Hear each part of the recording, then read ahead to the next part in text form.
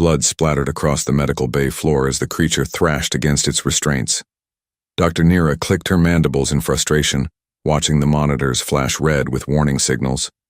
The Dravok was dying, and there was nothing she could do about it. Sedation ineffective, announced one of her assistants, a small, gray-skinned Quellan who kept his distance from the containment field. Heart rate increasing, internal bleeding worsening. Nira had seen many creatures in her 30 years as a veterinarian. Her insectoid brain processed information faster than most species in the galaxy. She had memorized every medical text, every procedure, every protocol. But protocols existed for a reason, and right now protocol said this animal was too dangerous to treat. The Dravok snarled, showing teeth the size of daggers. Its fur, matted with blood and dirt, stood on end. 6 powerful legs scraped against the metal floor, leaving deep gouges. This was an apex predator from Dravis 4, a death world where everything evolved to kill. 3 of these creatures had mauled their handlers to death just last year. Station regulations were clear. Dangerous animals in critical pain could not be approached. Humane termination was the only option. Contact the owner, Nira ordered. Inform them of our decision. Captain Roth pushed through the crowd of medical staff, his rocky Grensic features twisted with concern. You can't kill him. He saved my entire crew. Then you should have brought him here before he reached this state, Nira replied, her voice flat and logical. His pain has made him feral. Any attempt to treat him will result in staff casualties. I will not risk my team. There has to be something. There is not. Nira turned away from the containment field. Prepare the termination sequence. Wait. A new voice cut through the chaos. Everyone turned to look at the speaker. Dr. Ben Foster stood near the back of the medical bay, arms crossed, studying the thrashing Dravok with an expression Nira could not quite identify. The human had arrived at Station Harmony only 3 days ago, transferred from some backwater veterinary clinic on Earth. Nira had read his file with skepticism. Earth animals were simple compared to the diverse creatures found across the galaxy. What could this human possibly know that she did not? You have an objection, Dr. Foster? Nira asked. Ben stepped closer to the containment field, ignoring the gasps from other staff members. Yeah, I do. That animal isn't attacking. He's protecting himself. The distinction is irrelevant. He is too dangerous. Look at his eyes. Ben pointed at the Dravok. Really look at them. Nira clicked her mandibles in annoyance but activated her optical enhancers. The Dravok's eyes were wide, pupils dilated. His breathing came in rapid pants. His body posture. He is afraid, Nira realized aloud. Terrified, Ben confirmed, and in massive pain. See how he's guarding his left side? That's where the internal bleeding is.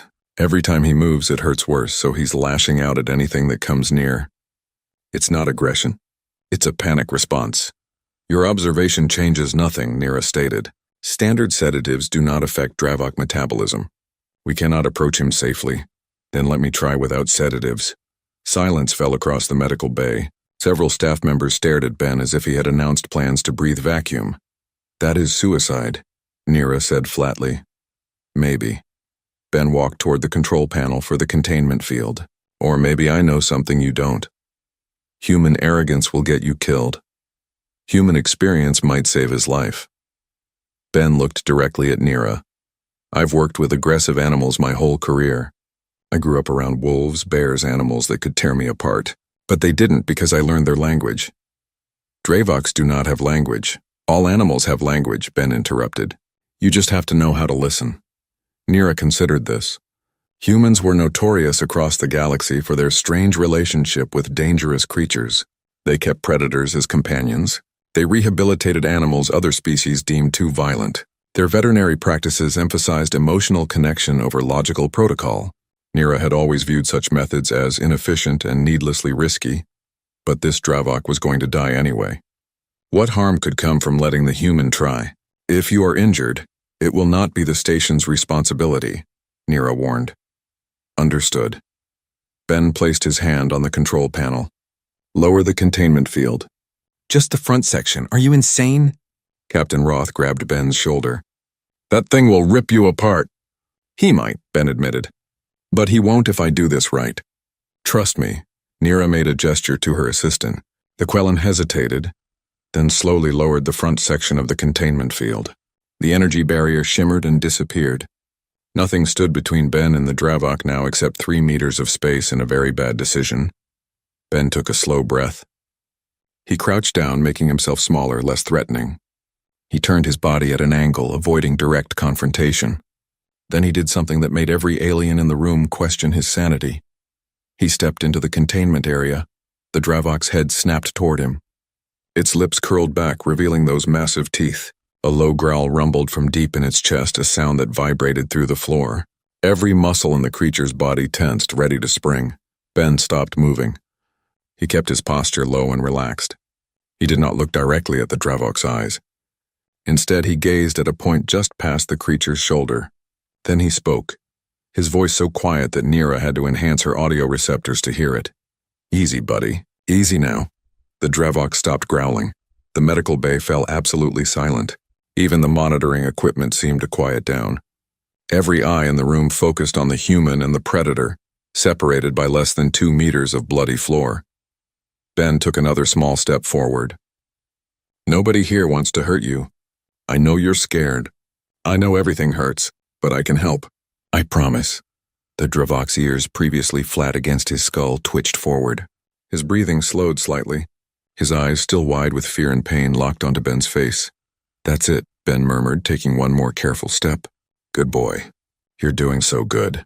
He extended his hand, palm down, fingers loose. The universal gesture of peace among Earth's predators. The Dravok sniffed the air, taking in Ben's scent.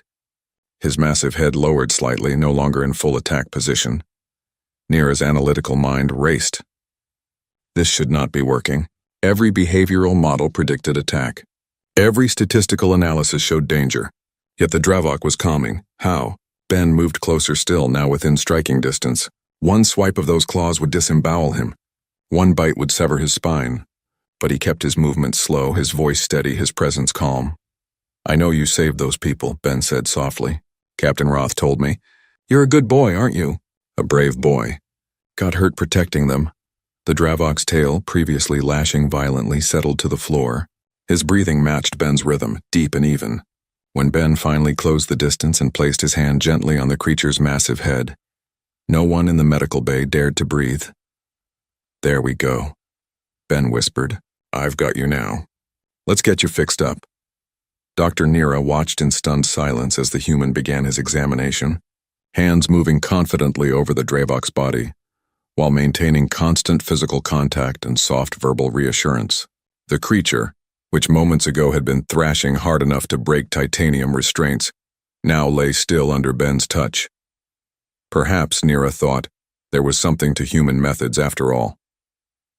Ben's fingers traced along the Dravok's ribcage, feeling for breaks and fractures. The creature flinched but did not pull away. His hand remained on the animal's head, thumb gently rubbing behind one ear. He had learned this trick from an old ranch hand back in Montana.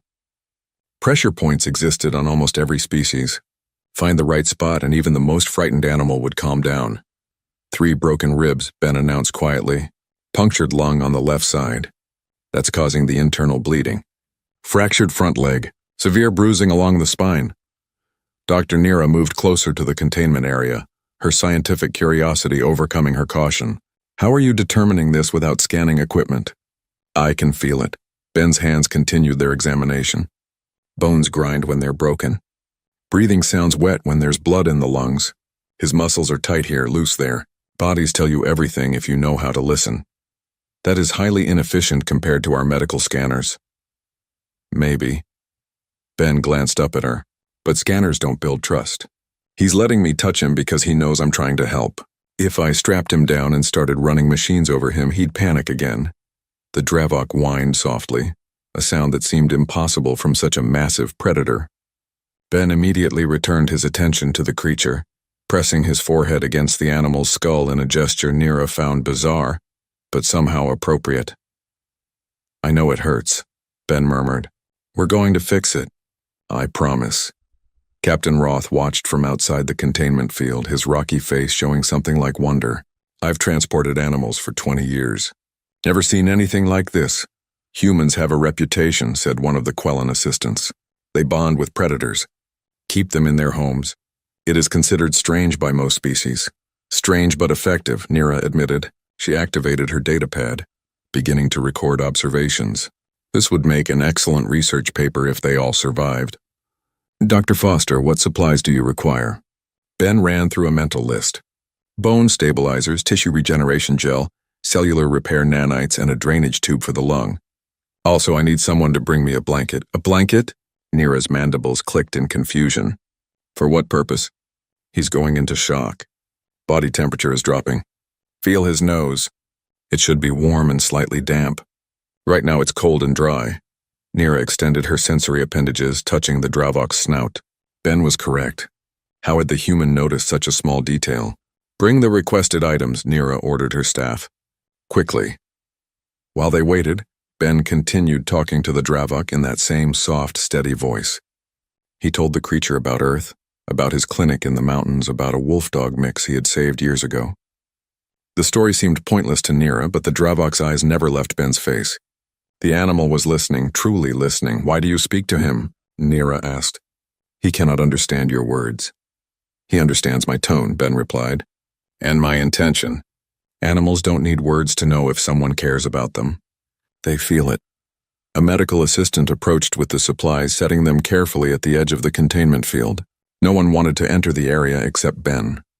Another assistant tossed a thermal blanket, which Ben caught and draped over the Dravok's body. Okay, buddy, this next part is going to hurt, Ben said, arranging the supplies within reach. But I need you to stay still for me. Can you do that?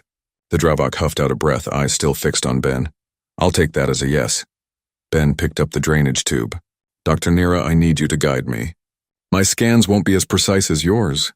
Nira hesitated. Enter the containment field with an injured predator? Every instinct screamed against it. But the human had done it. If his soft, fragile body could take the risk, what excuse did she have?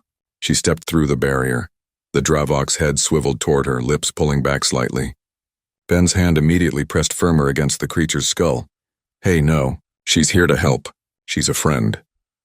Ben's voice held a note of command now, gentle but firm. Be nice. Impossibly, the Dravok relaxed again. Nira activated her medical scanner, hands trembling slightly. Insertion point is 7 centimeters below the 4th rib, angle 15 degrees toward the spine. Got it?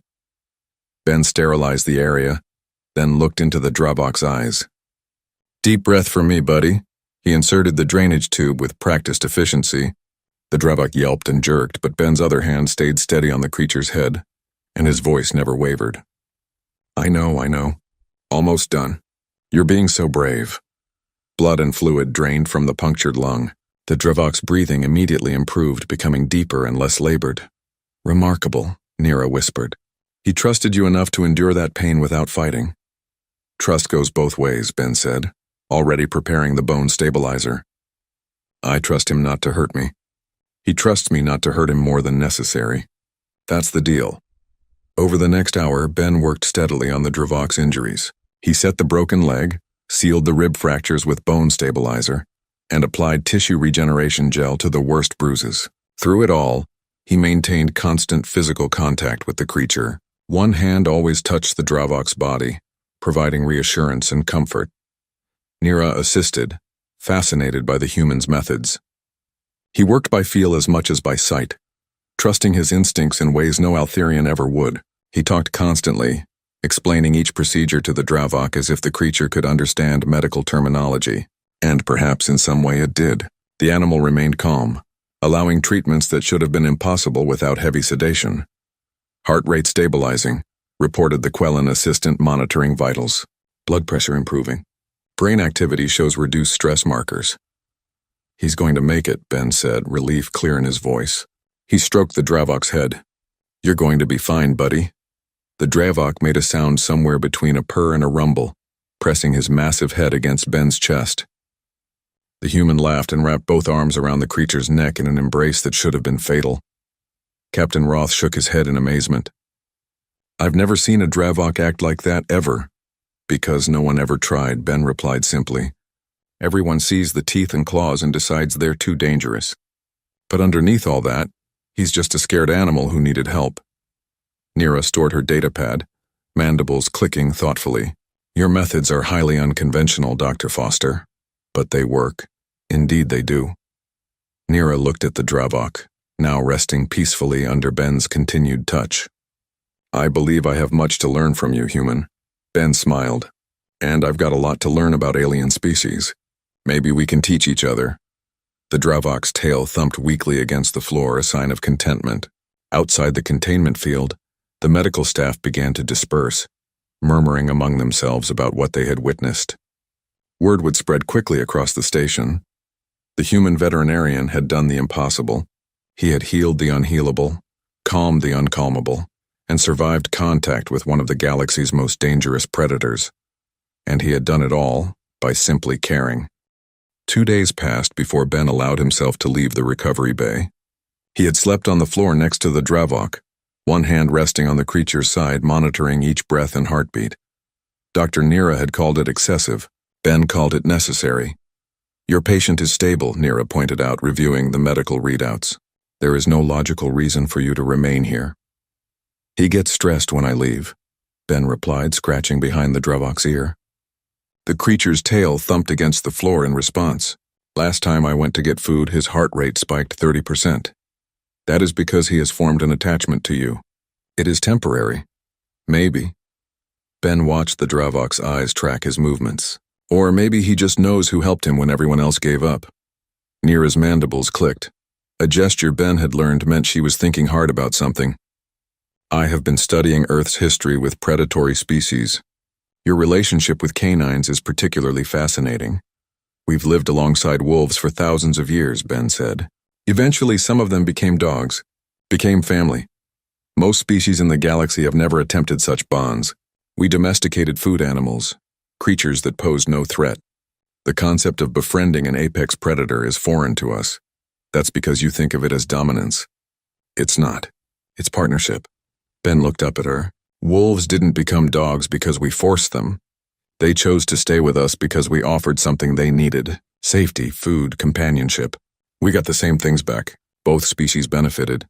And you believe this principle applies to all creatures? Every animal wants the same basic things. Food, safety, and someone who understands them. Doesn't matter if they're from Earth or the other side of the galaxy. Before Nira could respond, alarms blared throughout the medical bay. Her data pad lit up with an emergency alert. Incoming transport. Critical patient. Species Talvex. Ben stood quickly. What's a Talvex? Reptilian, cold-blooded, native to a high-gravity world. They are extremely difficult to treat due to biological incompatibilities with most medical equipment. Nira was already moving toward the emergency entrance. They are also known for aggression when injured. Sounds familiar. Ben gave the Dravok one last pat. Stay here, buddy. I'll be back. The Dravok whined but settled down on his blanket, watching Ben leave with sad eyes. The emergency bay doors opened with a hiss. A transport team wheeled in a containment unit, twice the size of the one that had held the Dravok. Inside, a creature that looked like a cross between a crocodile and a dragon thrashed weakly against restraints. Its scales were dull and cracked, a sign of severe dehydration. One leg hung at an unnatural angle.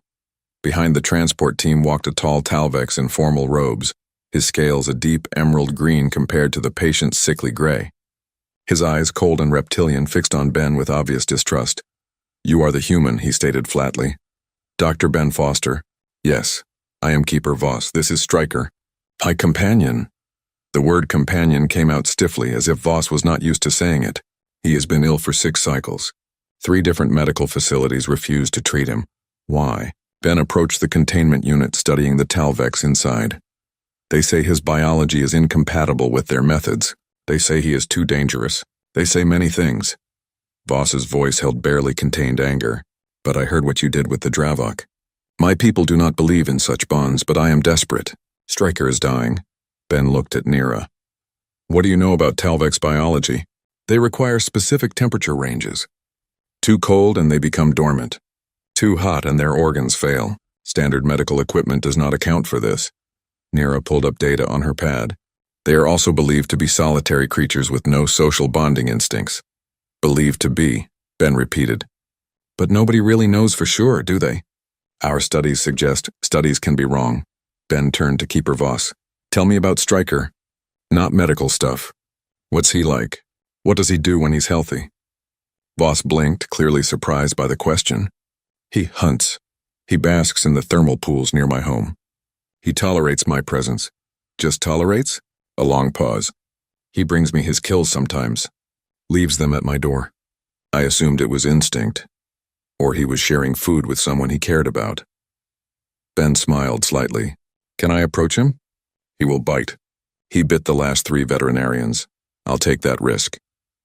Ben waited for Nira to open the containment field, then stepped inside. Stryker's eyes, dull with illness, tracked Ben's movement. His mouth opened slightly, showing rows of sharp teeth. A warning hiss escaped his throat. Ben crouched down, making himself smaller. Hey there, Stryker. I know you feel terrible. Let me help. He reached out slowly, palm forward. The Talvex snapped at his hand, missing by inches. Ben didn't flinch. I get it. You're scared and sick and nothing makes sense right now. Ben kept his voice calm and steady. But I promise I'm not here to hurt you. Stryker hissed again, but weaker this time. Ben noticed the creature's breathing was shallow, labored. His scales, which should have been smooth and glossy, looked dry and brittle. Classic signs of dehydration and malnutrition. But there was something else. Something the other vets had missed. Ben placed his hand on the floor near Stryker's head. His palm, warm with human body heat, rested there. The Talvex stopped hissing. His eyes focused on Ben's hand with sudden intensity. Nira, Ben said quietly. What's the temperature in this room? Standard station temperature. 22 degrees. And what temperature does a Talvex need? 35 to 40 degrees for optimal function.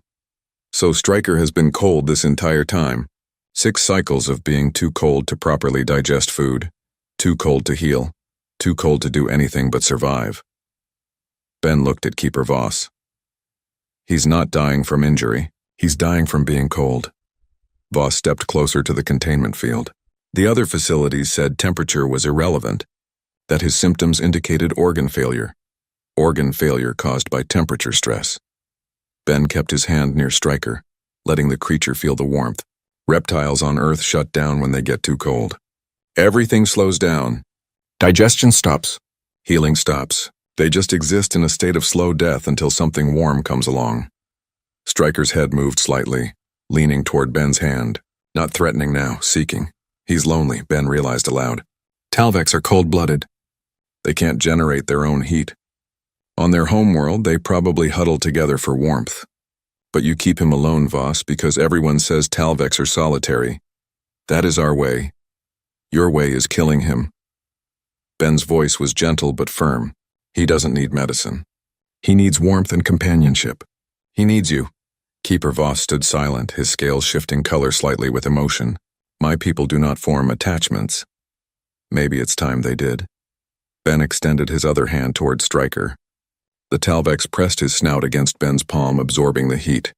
Come here, Voss, let him feel you. He's dying because he's cold and alone. You're his keeper. Keep him. Slowly, Voss entered the containment field. He knelt beside Ben, movements uncertain. He had never been this close to Stryker without barriers between them. His hand trembled as he reached out and placed it on the Talvex's head. Stryker made a sound, something between a purr and a rumble. He pressed his body against Voss, seeking the warmth of contact. He knows you, Ben said softly. He's been waiting for you to see him. Keeper Voss's eyes, usually so cold and reptilian, showed something new. Something that looked like understanding. What do I do? First, we get his temperature up. Nira, can we adjust the environmental controls in this bay? Yes, but it will be uncomfortable for warm-blooded species. I'll deal with it. Set it to 38 degrees. Then bring thermal blankets, heating pads, and warm fluids for hydration. Ben looked at Voss. And you stay with him. Talk to him. Let him know he's not alone anymore. As the room temperature began to rise and Stryker's scales slowly regained their color, Ben thought about all the creatures across the galaxy that suffered not from illness or injury, but from loneliness, from species that forgot how to connect, how to care, how to see each other as more than just animals or resources. Maybe that was humanity's real gift to the galaxy. Not superior technology or advanced medicine, just the simple understanding that every creature, no matter how strange or dangerous, deserved to be seen as someone worth saving. News traveled fast across Station Harmony. Within a week, Ben had become something of a legend. Crew members pointed him out in hallways. Other veterinarians asked questions about his methods. And most importantly, creatures that other facilities had given up on started arriving at the station. Dr. Nira found herself redesigning entire sections of the medical bay to accommodate Ben's unusual requirements. Temperature-controlled rooms for cold-blooded species, soft lighting for creatures with sensitive eyes, even a section with actual dirt and plants for animals that needed to feel ground beneath their feet instead of metal. "This is highly irregular," Nira commented, watching Ben install a water feature in one of the recovery rooms. "Station regulations require sterile environments. Some creatures need nature more than they need sterile," Ben replied, adjusting the flow of the fountain. "Besides, clean and sterile aren't the same thing. This water is filtered and purified. It just looks and sounds natural." A small bird-like creature chirped from a nearby perch, its feathers slowly growing back after severe stress-induced molting. 3 weeks ago, its owner had brought it to 5 different vets. All of them had prescribed medication. None of them had asked why the creature was stressed. Ben had spent 10 minutes with the owner and figured it out. The creature was from a forest world with constant ambient sound, wind, water, animal calls. Its owner kept it in a silent apartment. The bird was going insane from the quiet. Now it lived in a room with running water, soft nature sounds, and recorded calls from its own species. The feathers were growing back nicely. 17 successful treatments in 7 days, Nira said, checking her data pad. "Your success rate is unprecedented." "Because I'm not treating symptoms. I'm treating causes." Ben tested the water temperature with his hand. "Most vets see a sick animal and ask what's wrong with it. I ask, what does it need? The distinction seems minor. It's everything." Ben dried his hands and sat on a bench, gesturing for Nira to join him. "Look, your medical knowledge is way beyond mine. You understand alien biology in ways I never will. But you're thinking like a mechanic. Find the broken part, fix the broken part, done. And you do not? I think like a friend. What's wrong? What hurts? What are you missing? What makes you happy?" Ben smiled slightly. "Animals aren't machines. You can't just repair them. You have to understand them." Nira's mandibles clicked thoughtfully. "I have been documenting your methods. I would like to present them to the Galactic Veterinary Council." "Really? Your success rate speaks for itself. However, I foresee resistance. Many species view emotional attachment to patients as inefficient. They will argue that your methods require too much time, too many resources. They're wrong." Ben stood, checking on the bird creature. It hopped closer to him, tilting its head curiously. He offered his finger, and it stepped onto his hand without fear. "Yeah, I spend more time with each patient, but they heal faster and need less medication. That saves time and resources in the long run. I will include that data in my presentation." Nira paused. "The council meets in 3 months. I would like you to attend." "Me? I'm just a vet from Earth. You are the vet who healed a Dravok with nothing but touch and words. The vet who saved a Talvex by teaching its keeper to care. The vet who—" Nira's datapad beeped urgently. She checked it, mandibles clicking rapidly. "Emergency. Multiple casualties incoming." Ben's expression shifted instantly from relaxed to focused. "What happened?" "Colony transport ship. Engine malfunction. They evacuated, but the animals in their cargo bay were exposed to zero gravity and extreme cold for 6 hours before rescue." Nira was already moving toward the emergency bay. 53 creatures from various species, all suffering from trauma, hypothermia, and gravity sickness. 53? Ben ran alongside her. "We can't treat that many. Not fast enough." "I know." Nira's voice held frustration. "Standard protocol is triage. Save who we can. Humanely terminate the rest." "No." Ben grabbed her shoulder, stopping her. "There has to be another way." "There is not enough time." "Then we make time." An idea formed in Ben's mind. Crazy, but possible. "The survivors have keepers, right? Owners who care about them?" "Yes, but they are not trained. Neither was Keeper Voss, and look at Stryker now." Ben's eyes lit up with excitement. "We train them. Right now. Quick and simple. Teach them what to look for, what to do, how to comfort their own animals while we handle the critical cases." Nira stared at him. "That is insane. They have no medical knowledge. They don't need medical knowledge. They need to know how to be present, how to be calm, how to let their animals know they're safe." Ben was already heading toward the docking bay. "Trust me, Nira, please." For a long moment, Nira stood still, her analytical mind running through scenarios and probabilities. Every logical calculation said this plan would fail. But logic had said Ben couldn't heal the Dravok. Logic had said Stryker was beyond saving. Logic had been wrong before. Very well, she decided. But if this fails, it won't. Ben smiled with a confidence he didn't quite feel. Come on, we've got work to do. The docking bay was chaos. 53 creatures in various states of distress filled temporary containment fields. Some thrashed and screamed. Others lay too still, barely breathing. The sounds of animal suffering echoed off the metal walls, a symphony of pain and fear. Their keepers huddled nearby. 27 beings from a dozen different species, all looking lost and helpless. These were colonists, families who had brought their beloved companions and work animals to start a new life on a distant world. Now they watched those animals suffer and did not know how to help. Ben climbed onto a cargo crate, making himself visible to the crowd. Everyone listen to me. I'm Dr. Ben Foster. I'm going to save your animals, but I need your help, all of you. A human woman pushed forward, tears streaming down her face. Please, my daughter's pet is dying. A falcon from Andros II. She won't eat, won't move. Where is your daughter? On the transport still. She's only 8.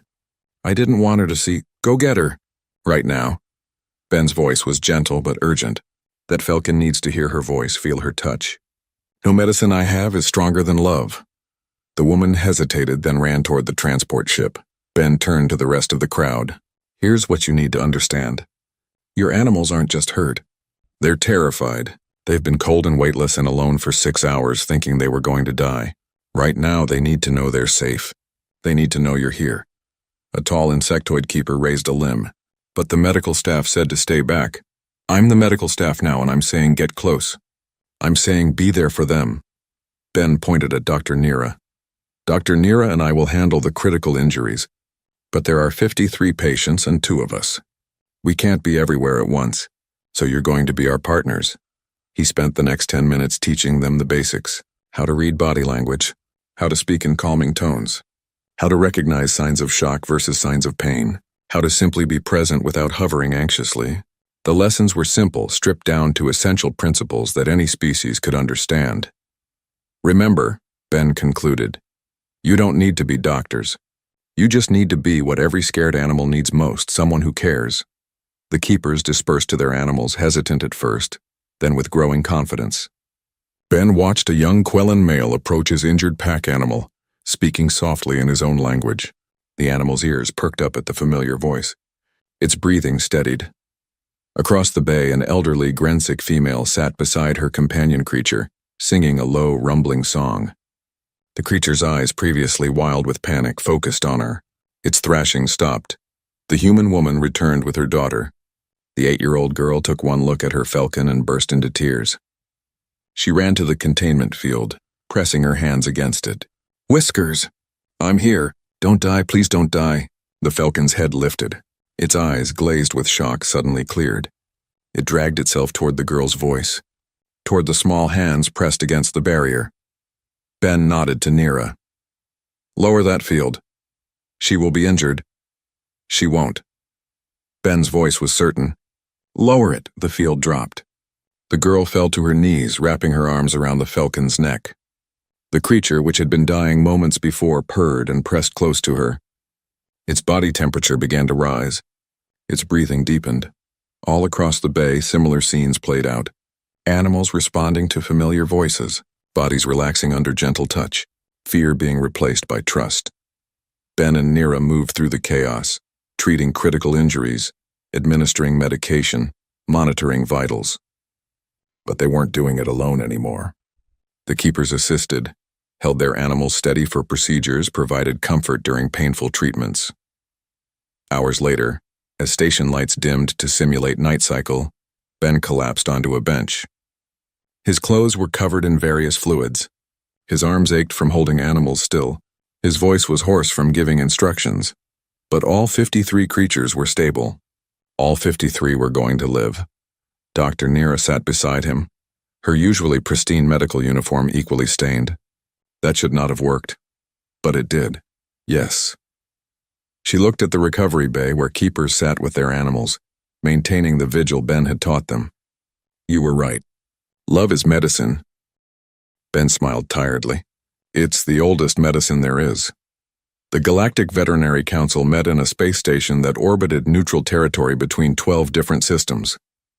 Representatives from 47 species gathered in the Grand Assembly Hall, a room designed to accommodate beings that ranged from massive rock-like Grensic to tiny energy-based luminals. Dr. Nira stood at the central podium, her mandibles clicking nervously. She had presented at council meetings before, but never about something this controversial. Around the hall she could see skeptical expressions on faces that had faces, and feel doubt radiating from those that did not. Distinguished colleagues, she began, her translator broadcasting her words in 47 languages simultaneously. I present data on a new approach to veterinary medicine, an approach that challenges our fundamental assumptions about animal treatment. Screens around the hall lit up with statistics. Success rates, recovery times, patient satisfaction metrics. The numbers were impressive, undeniable. But Nira knew numbers alone would not convince this audience. These results were achieved by Dr. Ben Foster, a human veterinarian currently stationed at Orbital Facility Harmony. His methods center on emotional connection rather than pure medical intervention. Murmurs rippled through the assembly.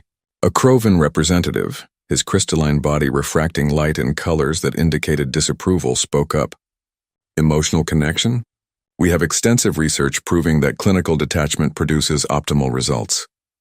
Your research is based on Krovan physiology, Nira countered. And Krovan do not form emotional bonds with animals, humans do. And the data shows it works. For humans, perhaps, another voice called out. This one belonged to a Quellan elder. But can such methods be taught to species who lack human emotional capacity? They can. Nira activated a video feed. Observe. The screen showed footage from the colony transport emergency. 53 dying animals, 27 terrified keepers of various species. Then Ben's quick training session. Then the transformation as keepers learned to comfort their own companions. Every keeper you see learned these techniques in under 10 minutes, Nira explained. The Quellan male with the pack animal had never touched his creature before, maintaining traditional distance as his culture prescribes. The Grensic female had always relied on automated feeding systems, yet both successfully provided comfort that aided in healing. Another representative stood. This one was human. An older woman with gray hair and tired eyes. Dr. Nira, I'm Dr. Patricia Webb from the Earth Veterinary Coalition. While I appreciate your enthusiasm for my colleagues' methods, I must point out that human techniques are controversial, even among humans. Many of us believe in maintaining professional boundaries. And how successful are those boundaries? Ben's voice carried across the hall. Every head turned. Ben stood at the back of the assembly, still wearing his stained work uniform because he had come directly from a surgery. Beside him, walking on a leash like it was the most natural thing in the world, was the Dravok. Security immediately reached for their weapons. Alerts flashed. A massive predator in the council chambers was a violation of every safety protocol. Stand down, ordered the council chair, an ancient being whose species Nira could not identify. Let the human speak. Ben walked down the center aisle, the Dravok moving calmly at his side. Every representative leaned away as they passed. Fear filled the room like a physical presence. You're all scared, Ben observed, stopping at the podium. That's good. Healthy fear keeps you safe, but fear without understanding is just prejudice. He gestured to the Dravok. This is Duke. 3 weeks ago, he was dying. Dr. Nira wanted to euthanize him because he was too dangerous to treat. And she was right to think that way. Your protocols, your training, your entire medical philosophy is built on logical risk assessment. Duke was a risk. Better to eliminate him than endanger staff. Ben placed his hand on Duke's massive head. The Dravok leaned into the touch, eyes half closed in contentment. But I looked at Duke and saw something your risk assessment missed. I saw fear. I saw pain. I saw a creature who wanted to live but didn't know if anyone cared enough to help him. Ben's voice was quiet but carried to every corner of the hall, so I helped. Not because I'm braver than you, not because I'm a better doctor, but because I was willing to see Duke as someone worth saving instead of something worth fearing. Dr. Webb stood again. That's beautiful sentiment, Dr. Foster. But sentiment doesn't change the fact that you could have died.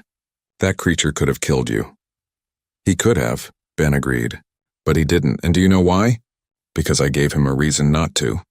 I showed him that not everything in the universe wanted to hurt him. I proved that trust was possible. You cannot build galactic medical policy on trust, a Krovan representative argued. We require protocols, procedures, measurable standards. Then measure this. Ben pulled up his data pad, projecting statistics onto the main screens. Since arriving at Station Harmony, I've treated 237 patients. 0 staff injuries, 0 patient deaths. Average recovery time 40% faster than galactic standard. Patient stress levels 70% lower, and medication usage down by half because animals that aren't scared don't need as many sedatives. The numbers spoke for themselves. The assembly fell silent. I'm not saying emotional connection should replace medical knowledge, Ben continued. Dr. Nira knows more about alien biology than I ever will. But I know animals. And every animal, whether it's from Earth or a planet I can't even pronounce, wants the same things. They want to feel safe. They want to know someone cares. They want to be treated like individuals instead of problems to solve. A small voice spoke up. How do you teach this? Everyone turned.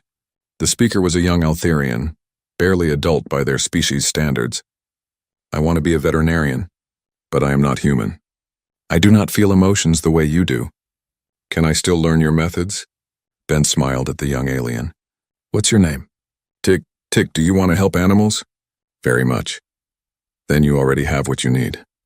Ben gestured for Tick to approach. The young Altherian hesitated, mandibles clicking nervously, then walked forward. Put your hand on Duke's back. He will bite me.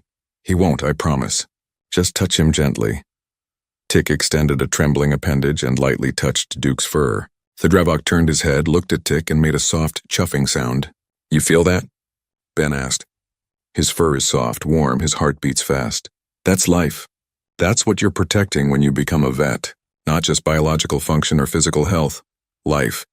Individual, precious, irreplaceable life. Ben looked at the assembly. Every species here can learn that. You don't need human emotions. You just need to care enough to try. Duke suddenly moved, causing Tick to jump back in alarm.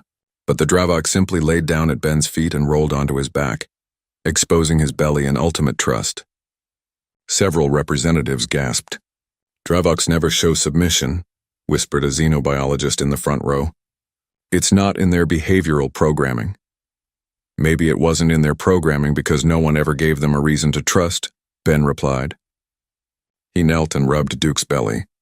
The massive predator's tail thumped against the floor, and he made sounds that could only be described as happy. The council chair spoke, its voice ancient and thoughtful. Dr. Foster, Dr. Nira, your proposal is highly irregular. However, the results cannot be dismissed.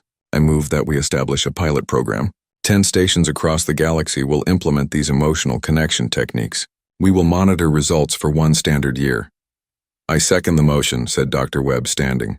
As much as it pains me to admit when I'm wrong, those numbers don't lie. Maybe it's time we remembered why we became veterinarians in the first place. Votes were cast. The motion passed with a significant majority. As the assembly dispersed, representatives approached Ben with questions. How could they adapt his methods to their species? What training would be required? Could he visit their stations to teach? Tick waited until the crowd thinned, then approached Ben again. Dr. Foster? Thank you for showing me, Duke. I think I understand now. Understand what? Why you do this work. It is not about being the best doctor. It is about being the doctor that every animal deserves. Ben smiled and placed a hand on Tick's shoulder. You're going to be a great vet, Tick. Duke stood and shook himself, then looked at Ben expectantly. Ben laughed. Yeah, buddy. Let's go home. As they left the assembly hall, Nira walked beside them. You realize what you have started? This will change everything. Good, Ben said simply. It's about time. Behind them, the Galactic Veterinary Council continued its session, but the tone had shifted. For the first time in centuries, they were talking not just about protocols and procedures, but about connection and care, about seeing animals as individuals worthy of love, not just patients requiring treatment. A revolution had begun, started by one human who understood that the best medicine wasn't found in drugs or technology. It was found in the simple act of looking at a frightened creature and saying, "Easy, buddy. I've got you." 1 year passed. Station Harmony had transformed from a standard veterinary facility into something unprecedented in galactic history. The modifications were visible from the moment ships docked. Where there had been cold metal and sterile lights, now there were gardens and water features. Where silence had ruled, now animal sounds mixed with soft music. Where fear had been the default, now calm prevailed. Ben stood in the central observation deck, watching the morning shift begin. Dr. Nira worked with a young Grensic who struggled to understand why touch mattered for a species that communicated through rock vibrations. Tick, now a certified veterinary assistant, demonstrated breathing techniques to a nervous Quellan intern.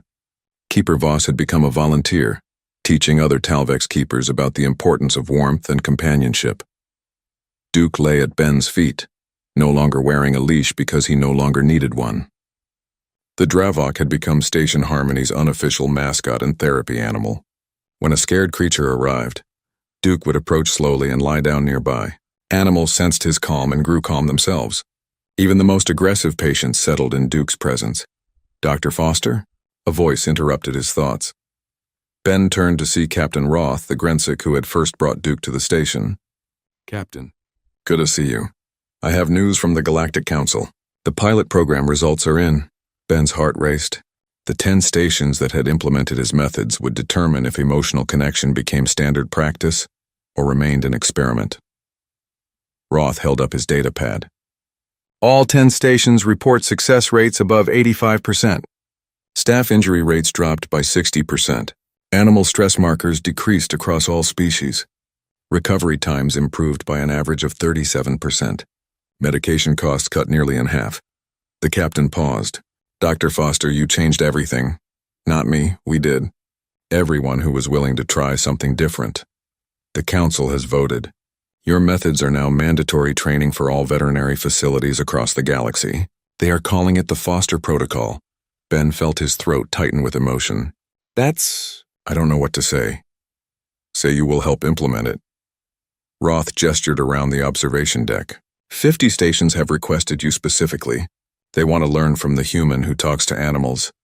I can't leave Harmony. There's too much work here. Then we will bring the work to you." A new voice joined the conversation.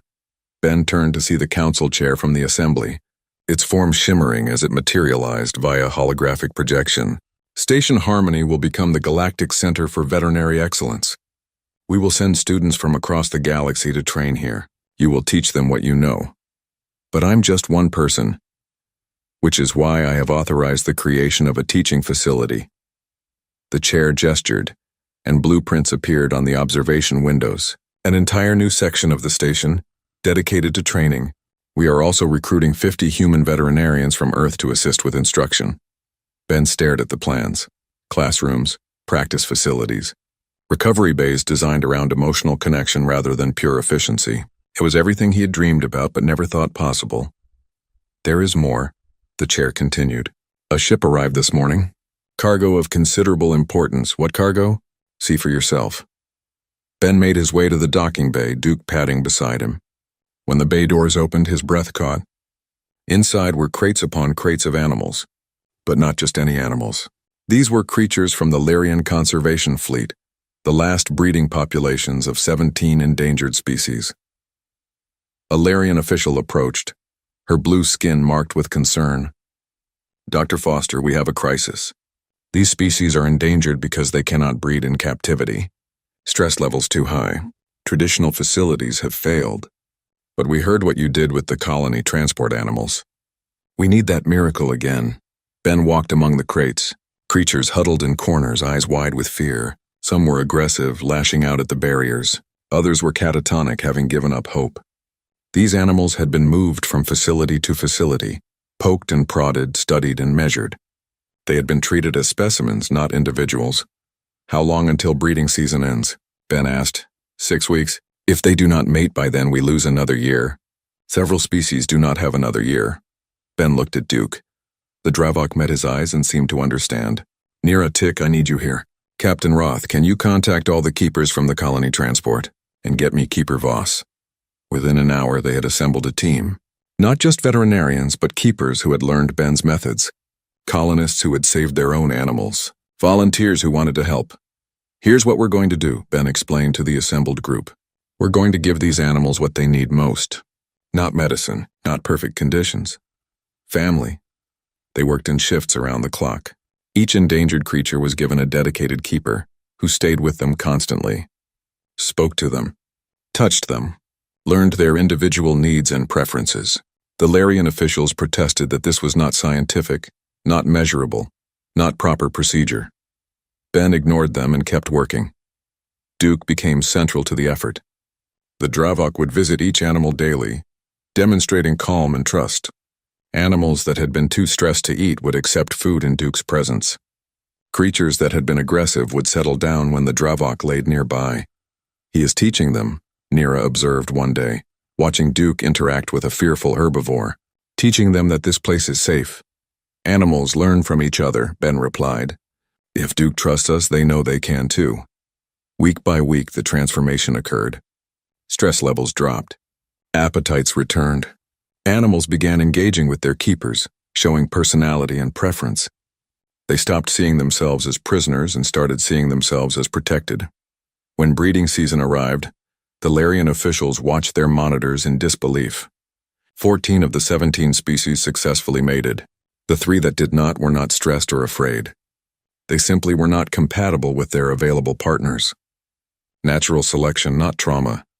This is impossible, whispered the Larian chief scientist. Decades of failure and you achieve success in 6 weeks? It's not impossible, Ben said, watching a pair of rare Kelvin birds perform their mating dance. You just had to ask them what they needed instead of telling them what they should want. 9 months later, Station Harmony celebrated the birth of the first generation of these endangered species born in captivity in over 50 years. The babies thrived because their parents thrived. The cycle of life continued because someone had cared enough to see these animals as living beings worthy of love, not just data points in a conservation database. Ben held a tiny Kelvin chick in his palm, so small and fragile. Its parents watched from a nearby perch, unafraid because they knew Ben meant no harm. The chick chirped softly. Easy, buddy, Ben whispered. Welcome to the galaxy. Dr. Nira approached, her mandibles clicking in what Ben had learned was the Altherian expression of deep satisfaction. The training facility opens next month. We have 300 applicants from 40 species. 300? Ben looked up in surprise. Your revolution is spreading, Ben. Across the galaxy, veterinarians are remembering why they chose this profession. Not for the science, though science matters. Not for the prestige, though recognition is pleasant. They chose it because they wanted to help creatures who cannot help themselves. Tick joined them, now wearing the official badge of a certified veterinary technician. Dr. Foster, there is a communication for you. From Earth. Ben handed the chick back to its parents and activated his datapad. His sister's face appeared, smiling with pride. Ben, I heard the news. They're teaching your methods in every veterinary school on Earth now. You did it. You changed the whole galaxy. Not just me, Ben protested. It took everyone, don't be modest. You started this. You looked at a dying animal and decided that fear would not stop you from trying. That's courage. That's what humanity should be known for. After the call ended, Ben stood quietly, thinking about the past year. He thought about Duke saved from euthanasia and now saving others. About Stryker no longer alone and cold. About 53 colony animals who had lived because their keepers learned to care. About endangered species breeding for the first time in decades. About 300 students coming to learn that medicine was more than procedures and protocols. Duke nudged Ben's hand, demanding attention. Ben smiled and scratched behind the Dravok's ears. You started this too, buddy, by trusting a strange human who didn't know when to quit. Night cycle approached, dimming the station lights to simulate planetary darkness. The medical bays grew quiet as animals settled for sleep. Keepers sat beside their patients, maintaining the vigil that Ben had taught them. In every room, across every ward, creatures rested peacefully because they knew someone cared. Ben made his final rounds, checking on patients, speaking softly to each one. Some were exotic creatures from distant worlds. Others were common animals that had been abandoned or abused. It did not matter. Each one received the same care, the same attention, the same love. In the central garden that had been installed at Ben's request, a small memorial stood. Carved into stone were simple words. Every creature, no matter how small or strange or dangerous, deserve someone who will look at them and say, "Easy, buddy, I've got you." Below the inscription were listed the names of animals that had been saved at Station Harmony. The list grew daily. Thousands of names, thousands of lives that would have been lost if someone had not cared enough to try. Ben sat on a bench, Duke's head resting in his lap. Around him, the station hummed with life. Not just the mechanical life of technology, but real life. Animals breathing, moving, healing, growing stronger because they were not alone. "What do you think, Duke?" Ben asked quietly. "Did we make a difference?" Duke's tail thumped against the ground. His eyes, once wild with fear and pain, now gazed at Ben with complete trust and contentment. That was answer enough. The galaxy had learned a lesson that seemed so simple, yet had taken so long to understand. Technology could not solve every problem. Procedures could not heal every wound. Sometimes the best medicine in the universe was just a gentle hand, a soft voice, and someone willing to say those magic words. "Easy, buddy. I've got you, and mean it."